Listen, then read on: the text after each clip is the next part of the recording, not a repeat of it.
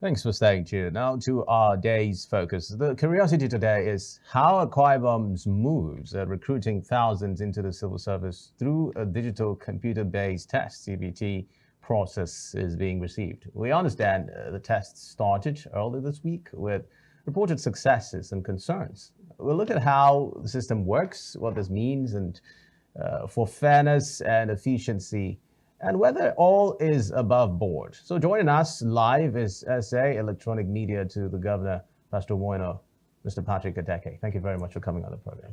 Thank you for joining us, Mr. Thank Patrick. you so much. It's beautiful to be here. The enjoyment weather out here, Akwa Ibom, we're doing so well. I have the privilege of being from Akwa Ibom. I'm one that I can't trade for anything. In my next life, if I've been asked which of the state will you come from, I say Akwa Ibom. Indeed. Well, I think we share some sentiments. However, Governor Moino has emphasized a renewed focus on rebuilding the civil service, and he's doing that by introducing new models. A lot of people say it's never before heard of. Uh, CBT for recruitment. And the process is said to be as transparent as possible. But then we'd also want to know what is the entire issues regarding how effective this process is going to tarry. Are we going to be seeing this stay? Has this come to stay, or is it just for the time being? I think it has to do with a couple of things, which I'll try as much as possible to streamline it to maybe two or three. First of all, His Excellency Governor Mo Basino, while he was yet a candidate, there was something he kept saying that when he becomes governor, he is going to demystify governance, take governance to the people. He is going to effectively practice the true tenets of democracy, being government of the people, for the people, and by the people. Then, secondly, he is more over time with what he has done. You'll discover that His Excellency Governor Mo Basino is more of a leader than a politician. And why do I use this particular illustration? It's because leaders are more interested in the next generation, while politicians are focused in the next election. So he knows that after 8 years, he's going to vacate the office. What are the legacies that have been left behind? And that's why people like us, why we jump on the train and supported him, because we have seen his antecedents. And precedents are not formed based on futuristic rhetorics. Precedents are things you've done before. We've seen what he has done before, and he has brought that to bear in governance. What you see happening right now in Akwa Ibom State is not out of the ordinary. It is a function and a product of a man who came in with a plan.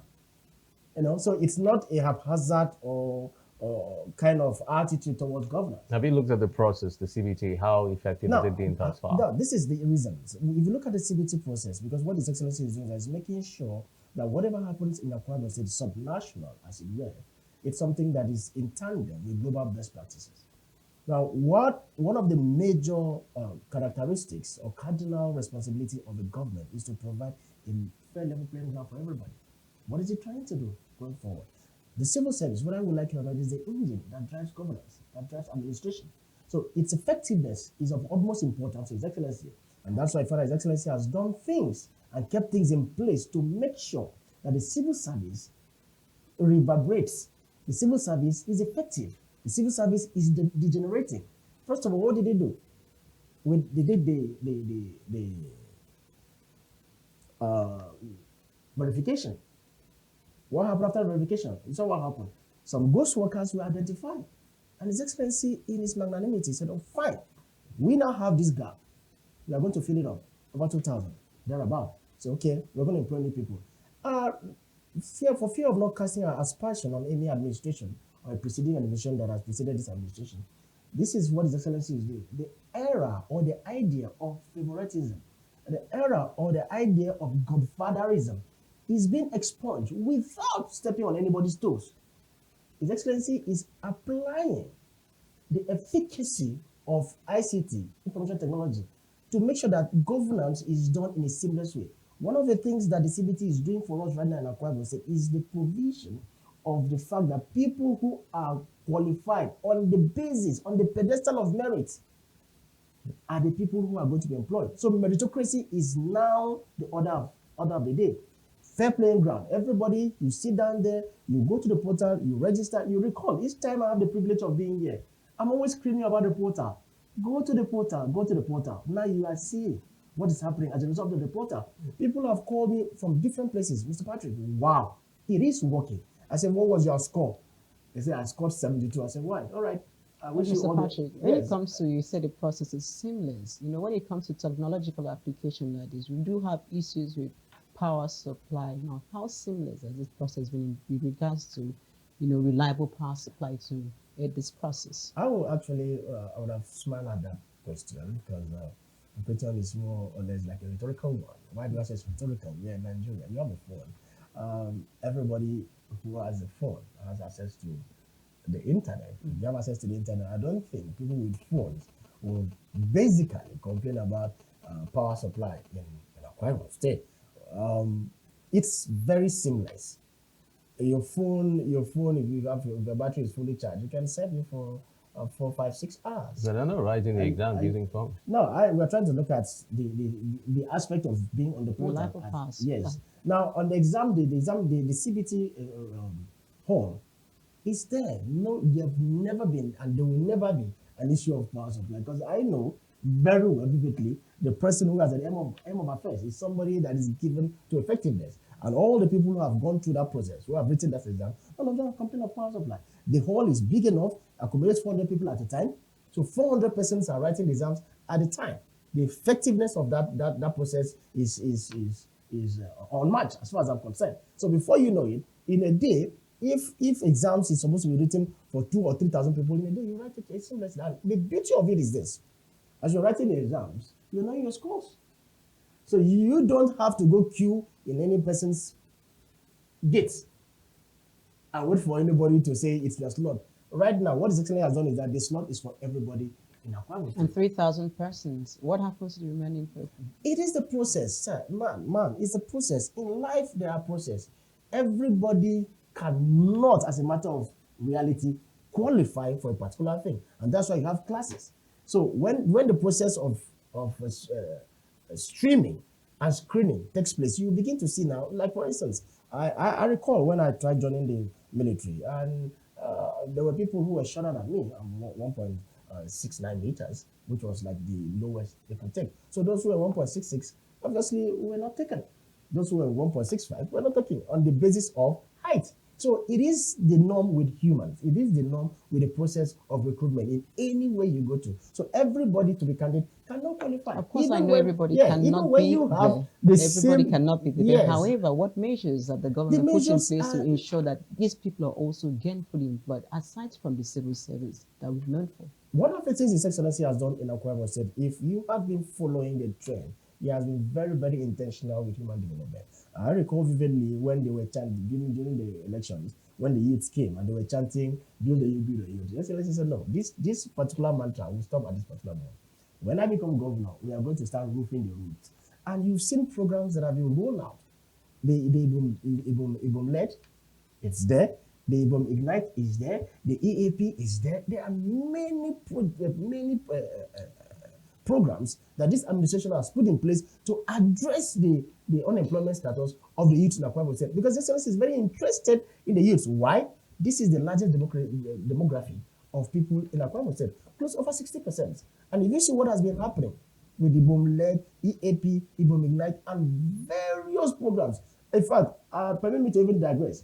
Just about 2 days ago, the chairman of Umbo local government area, Honorable Sunday Etim, took an initiative from His Excellency and started a vocational training center in Umbo that has taken, I think, about 400 persons in the first tranche.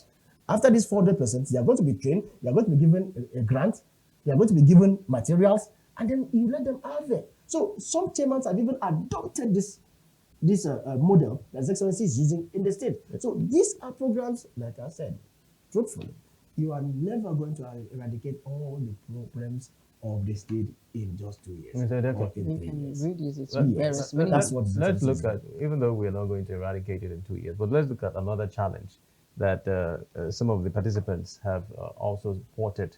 Some that wrote the mock of the opinion that they did not receive invitation to write the examination. What are those steps that have been put in place towards ensuring that persons who actually participated in the mock are also part of the process, the CBT, or is it selective? Is there any mechanism that has been put in place to sieve out some persons who wrote the mock from participating in the actual CBT? I'm happy you brought the mock statement here because people have just thought that, hey, His Excellency just asked people to go and write without preparation. What did the mock do? The mock was to give you a preview into what is expected, And those who wrote the mock, a lot of them have been invited for the exams as well. It is batch by batch. Everybody's not going to write at the same time. These things are being done electronically. There are measures put in place to sieve out those who are qualified to write the exams. It's not just about just writing the exams.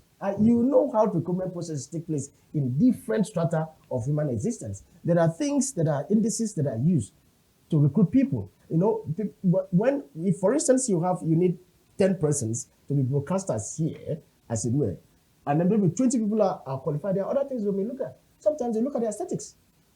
Yes, you look at the aesthetics. Right. And you might not have thought about aesthetics because aesthetics might not be captured in your curriculum. But as long as TV is concerned, which I know aesthetics is there. But you cannot write it in your curriculum and say, I'm good looking. Oh, I've got a good set of dentition.